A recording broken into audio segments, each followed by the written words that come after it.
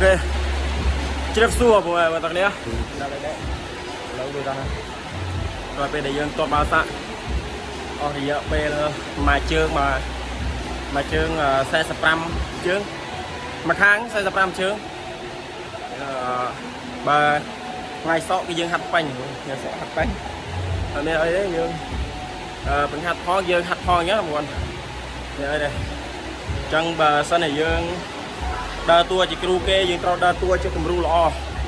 chả một conสุขภาพคือสำคัญไม่เด่นสุขภาพคือยืดจมอง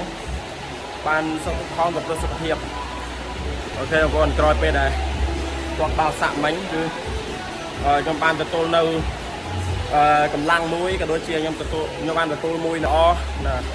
បងឯងមើលបានជាពិសេសគឺកែងបងឯងមើលបានណានេះបងឯងមើលបានបែកញើសកែងมันគឺហាត់ដើម្បីសុខភាពបងប្អូនអត់មានអីទេចង់ប្រាប់ប្រកាន់បងប្អូនទាំងអស់គ្នាដែលនៅក្នុង YouTube ថារស់នៅគឺយើងកុំភ្លេចធ្វើជារឿងជាប្រយោជន៍ដល់ខ្លួនឯងជាពិសេសគឺសុខភាពនៅពេលដែលយើងឈឺហើយអត់មាននរណាគេមកជួយយើងក្រៅពីយើងខ្លួនឯងទេបងប្អូនគឺយើងត្រូវរៀនមើលថែខ្លួនឯងកុំរំពឹងលើអ្នកដទៃសោះ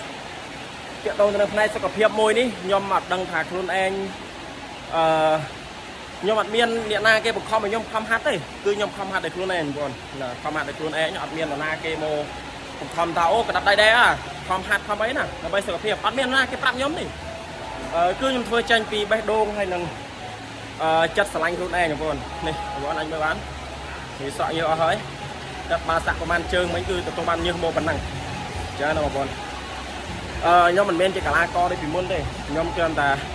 ជាអតីតកីឡាករធ្លាប់ហាត់បណ្ដាលពីមុនមកអញ្ចឹងណាហើយមុននឹងខ្ញុំចូលហាត់